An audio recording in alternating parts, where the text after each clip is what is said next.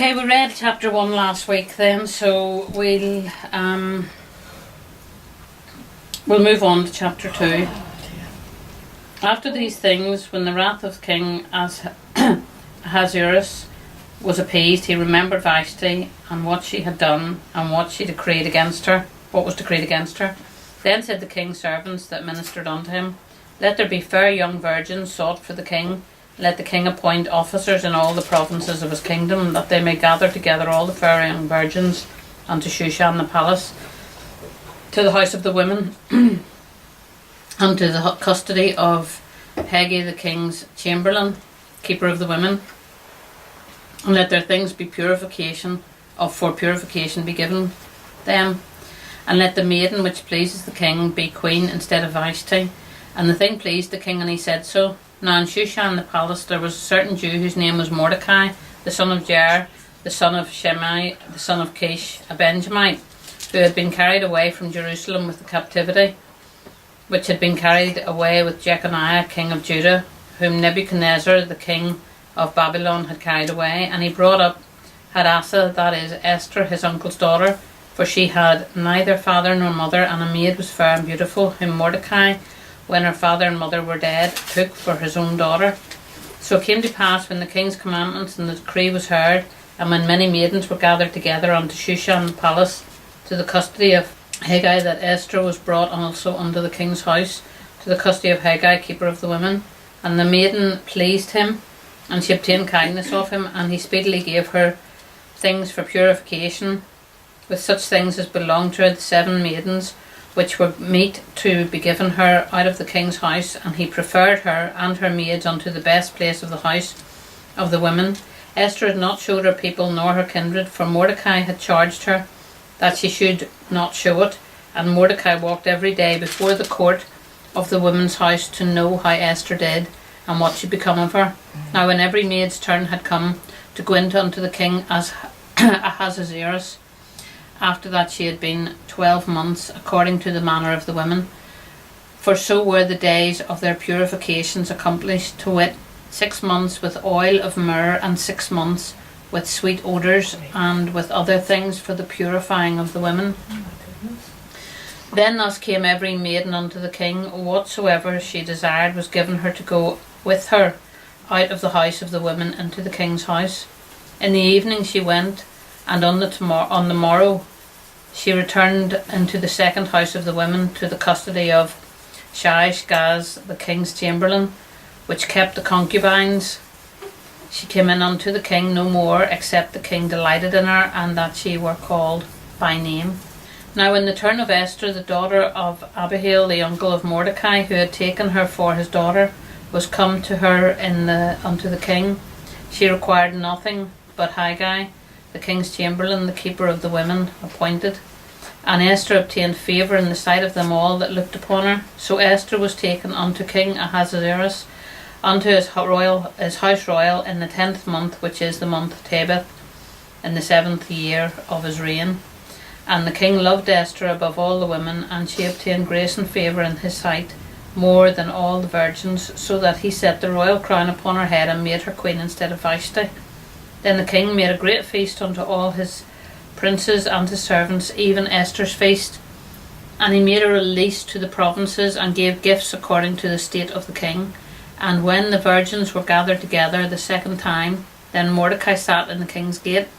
Esther had not yet showed her kindred nor her people, as Mordecai had charged her, for Esther did the commandment of Mordecai, like as when she was brought up with him. In those days, while Mordecai sat in the king's gate, 2 of the king's chamberlains, Bigthan and Teresh, of those that kept the door, were wroth, and sought to lay hands on the king Ahasuerus.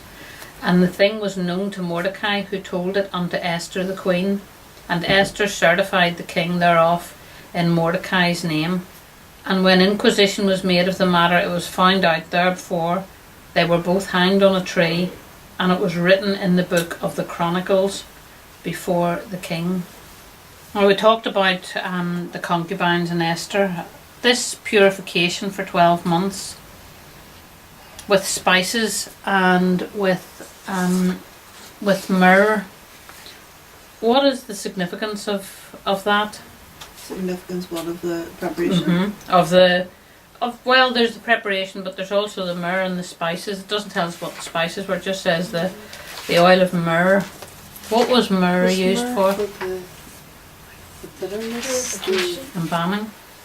Was The death and burial I was thinking of. Yeah, didn't they do that and then I Jesus? suppose your old life was over, maybe that was. So we actually know that it is significant. The preparation time, I mean, there's distinct comparisons here in Esther to go before the king, the preparation. What's our preparation to go before the king? What do other religions lack that stops them from going into the presence of the King of Kings? Unbelief. What did he lack? Even in the Old Testament, there was only a certain person could go into the presence of God. The priest. What did we gain? That means that we don't need a sacrifice. What did he give us? What Jesus says, it is better for you that I leave, because then... Well, the Holy Spirit. That was hard work. That's what you were looking for, we got there. The Holy Spirit, that's our preparation. That is what qualifies us to go in, because we have been washed in the blood, and because we were washed, that made us vessels that were cleansed vessels, able to house the Holy Spirit. And you see, that's what meant that made us equipped to be able to enter into His presence. But there is a preparation that goes on prior to that to prepare us to receive God. And the Bible talks about the seed being planted. Some plant the seed, some water it, but it's God that brings the increase. We actually know that there is a process. So there is a preparation time in our own lives too. But what actually qualifies us to come into the presence, which is why in the Old Testament they couldn't come into His presence, because the priest had to prepare himself and make a sacrifice on behalf of him first and then on behalf of the people, in order that he could enter into the Holy of Holies.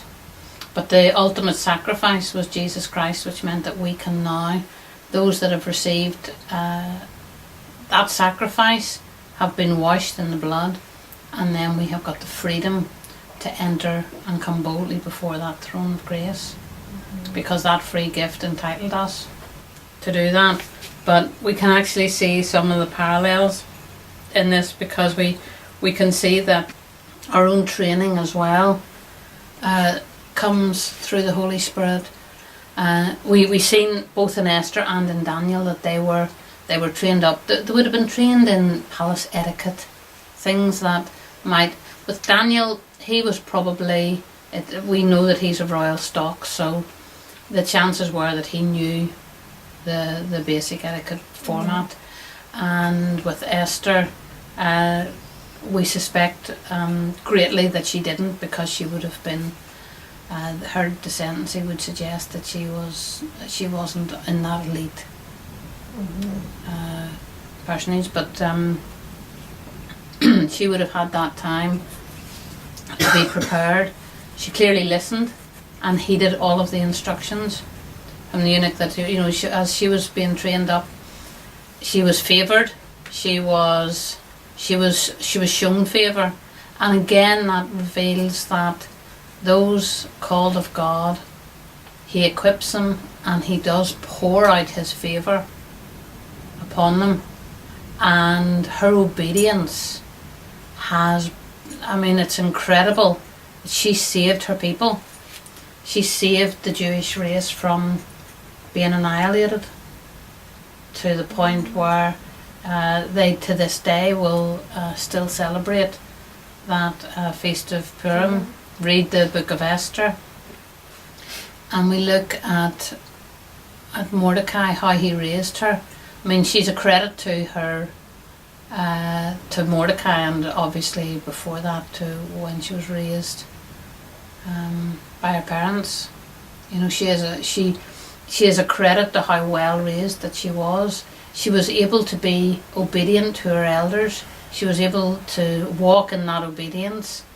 I mean, Mordecai instructed her on what she should do and how she should behave and what information not to divulge. That's quite a lot to take in at 14 years old. So you have an awful lot of responsibility that has been placed on Esther's shoulders. And then he comes back to instruct her further whenever he discovers the king's edict and this decree. He has this read to her, and I mean, she is isolated from her people. She's here in the palace. She can't really communicate with her people to any great extent. So she really has got quite a lot of things going on in her life that she has to take responsibility for. And at that young age, she had to make that decision. But look how bold she was. And she was given the instructions. She says, fine, okay, you get everybody to fast and I'll do the same here. So we're all in one accord, we're all fasting and we're all hearing from God. And we're all getting into that place where we're allowing God to move. See, that place of fasting and prayer allows God to move. But it's interesting that we know God does prepare a table before us in the presence of our enemies. And when we look at this, you can just see God's fingerprints, the signature all over it. And again, we know that Esther is called by name, and everything that is dedicated to her, that's the same for us too. You know, and we do need to get to that place where we start to realise that each one of us has a specific purpose. Yeah, we're all an Esther, and whatever instructions that he has given us, are we willing, are we ready to be obedient? You know, whatever he has called us, each one of us, to do, because none of us are insignificant. You know, and we look at, you know, even we talked about Daniel and the other three, the Hebrews that were captured at the same time. And we know that the fire that they were cast into, and God showed up there. You know, it's pretty amazing that when we go out on a limb for God, he shows up. But we have to have confidence and know it. David, when he spoke to Goliath, he says, you can come at me with all that you've got, but I come at you in the name of the Lord of hosts. He called upon his covenant. Esther here is clearly calling upon her covenant. She's clearly been taught, because they wouldn't be fasting and praying if she hadn't been taught that they are God's chosen people. And that's what she's got confidence in. We are the chosen people of God. But most of us aren't called to go that far. But it's remarkable. It is remarkable that such a young, fine young lady. Confidence to say that. That's right. Because her whole life was ahead of her, and you know, there was a veiled threat in there from Mordecai. Don't think you're going to get off scot-free. You know, if you think that you're just going to get missed in this whole thing, because the truth is that secrets do come out. We think they never will, but they do. And her secret Jewish heritage, if it had come out at a later stage, then she would have found herself there would have been no one, because they were all up and dead. And we do know that the king was pretty ruthless. Some of the historical facts around what he did, he was quite vicious. So yeah. But when we look at him, if we look at his character, what did his character reveal?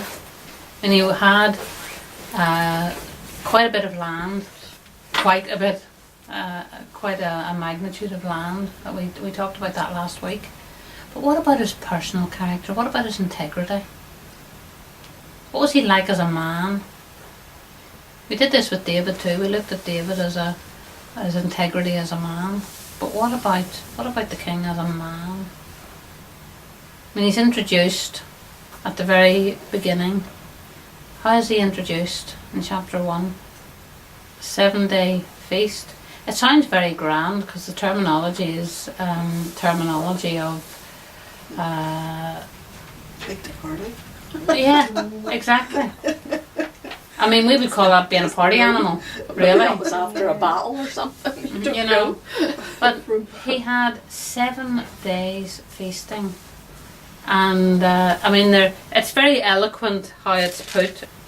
That in those days when the king Ahasuerus sat on the throne in his kingdom, which was in Shushan the palace, in the 3rd year of his reign, he made a great feast unto all his princes and his servants, the power of Persia and Media and nobles and princes of the province being before him. I mean, that sounds quite grand because it's in a palace. When he showed riches of the glorious kingdom and the honour of his excellent majesty, many days, even 180 days. And when these days were expired, the king made a feast unto all the people that were present in Shushan the palace, both the great and small, 7 days in the court of the garden of the king's palace. When we look on down, verse 7, and they gave them drink in vessels of gold, the vessels being diverse one from another. Everything was unique and high quality and something that was very individual. The royal wine in abundance according to the state of the king, and the drinking was according to the law, and none did compel, for so the king had appointed all the officers of the house, that they should do according every man to his pleasure. Also Vashti the queen made a feast for the women in the royal house. So this was all the men drinking. There's no women in it, because the women were here separate with Vashti. What happens when you get a bunch of men together? What's the conversation What's that like? movie, The Hangover? The Hangover, what was that movie, The Hangover?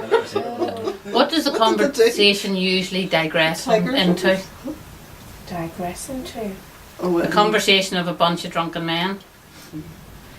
Right, leave that to your imagination. They clearly were talking about. They were clearly talking about women, or they wouldn't have invited Vashti. If the people, the men were determined, because they did not want there to be a rebellion amongst the women who were going to think that they had some rights.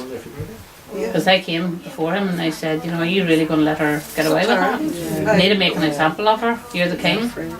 But we look at that, and the way that he chose to deal with it is to have a drinking binge with all his mates, and then after 7 days to call in, to order his wife in.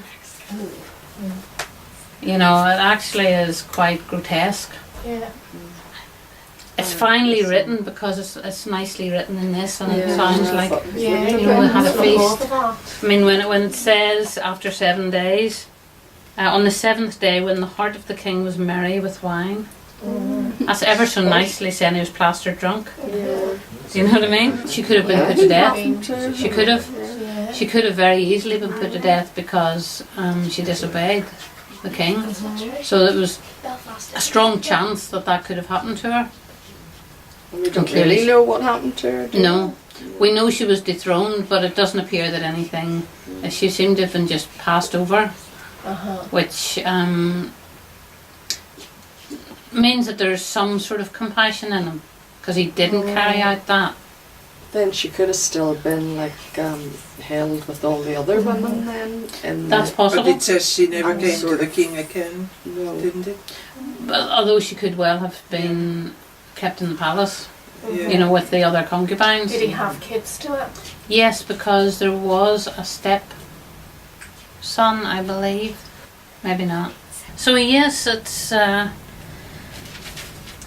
as we look through Esther, we've now reached the stage where we know that Mordecai has saved the king, and this later will obviously matter when we come to the next chapter and the chapters beyond, because we do reap what we sow. So we do, but it's looking at Esther's life, we see a young woman who was strong, and clearly strong in her belief system regarding the Jewish faith, and strong in her belief system concerning her identity as a covenant believer, because the Jews have always known their covenant. Covenant isn't well taught in Christian circles, and it should be, because it's the single most important aspect of our belonging, because it's our identity. Our identity is that we have a covenant with the living God. A new believer's a covenant, and the whole of Hebrews compares the covenants. We have a new covenant, we have a better covenant. You know, we have when we look at those things that it says in Hebrews, we should understand there was an Old Testament covenant and a New Testament covenant, and the New Testament covenant was ratified for us at the cross. You know, there's a ratification of a covenant that establishes it and sets it in stone, that it can't be moved. One of the interesting things that I was thinking about in Esther was that the king's decree, and it's just something to think about for next week, it's just a wee thought to think about. The king's decree, whenever he issued the decree to allow Haman to slaughter the Jews, when he realised what he had done, he couldn't change the decree. The king's decree is absolute. In order to change a decree, the only way that you can do that is to supersede it with another decree. And when we look at what God has done, he had the Old Testament covenant that couldn't be changed, and we have a new and better covenant in the New Testament. But the laws that were to govern had to be laws that superseded the laws that were operating in the kingdom that's in effect on this earth. And most of the New Testament talks about how we live, and how if we bow whoever we bow our knee to, they will be our master in that area. And so we have to determine moment by moment which covenant that we're going to walk under. And the covenant that we choose to walk under will determine whether or not we walk an abundant life or defeat. Are we ready to say that we are at the point where we will say, I will see it your way, God. I'm not willing to look at the circumstances. I will look at the declaration that you have made and walk in the declaration whether I see it or not right now. We were studying the Greek, and I was just looking at some of the background to, you know, the man at the pool of Bethesda, because we were talking about it in our study last week. The man that had been lying at the pool of Bethesda for 38 years. And it's quite interesting that the tense that's used in that, when he says, do you want to be made well? Do you want to be well? That statement, the tense that it's actually written in, it's actually posed as the question, are you ready to see things the way I see it? Are you ready to change your perception of your life? Are you ready to lean on the identity that I made you to be, and not on the past of what you see yourself? how are you going to view yourself? Because how you view yourself will determine. And you see, what he had said was, every time, and that is, we need to get to that place where the way we see ourselves is the way God sees us. Because you see, when Jesus said to him, had asked him the question, he says, when the angel comes to stir the water, I have nobody to put me in the pool.